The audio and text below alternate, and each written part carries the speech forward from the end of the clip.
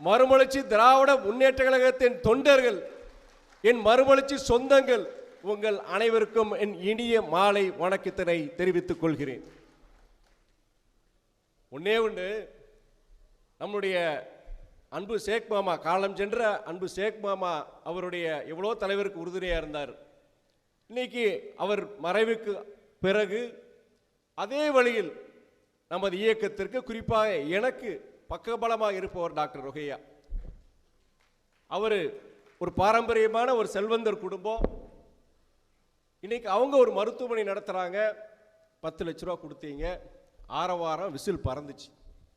தலைவரும் அதுக்கப்புறம் 10 லட்சத்துக்கு இவ்வளோதானான்னு சொன்னதுக்கப்புறம் இனிய விசில் பறந்துச்சு. ஒன்னே ஒன்று சொல்கிறேன், கொஞ்சம் மாற்றிக்கணும். நம்ம எந்த வசதி இல்லாமல் இன்னைக்கு நான் வெளிப்படையாக பேசுகிறவன். இயக்க நிர்வாகிகள் பல பேர் இருக்கேன். பல பேர் நீங்கள் நம்மளை மாதிரி இயக்கத்து நிர்வாகி எங்கேயும் பார்க்க முடியாது.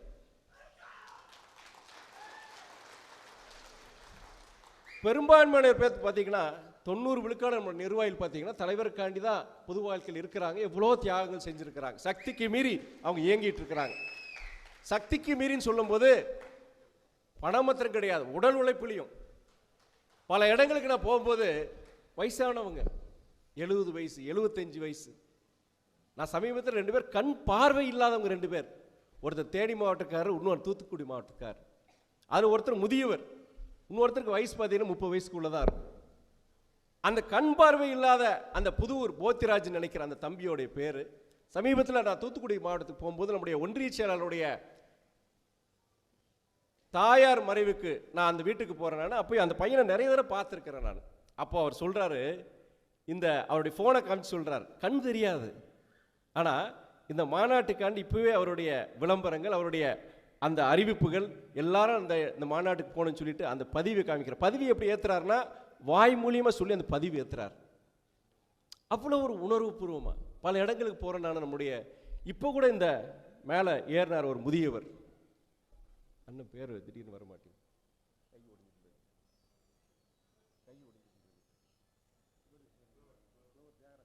புலவர் தியாகராஜன். தலைவருக்கு கை ஒடிஞ்ச மாதிரி அவருக்கு அதே நேரத்தில் கை ஒடியுது. தலைவர் மாதிரி அவரும், அவருடைய நடவடிக்கைகள் எல்லாமே. இன்னைக்கு அந்த ஒடிஞ்சு இன்னைக்கு அவர் முழுசா இதாகல. தலைவர் இதுக்கு மேலே தூக்க முடியாது அந்த கையை. அவருக்கு அதே தான்.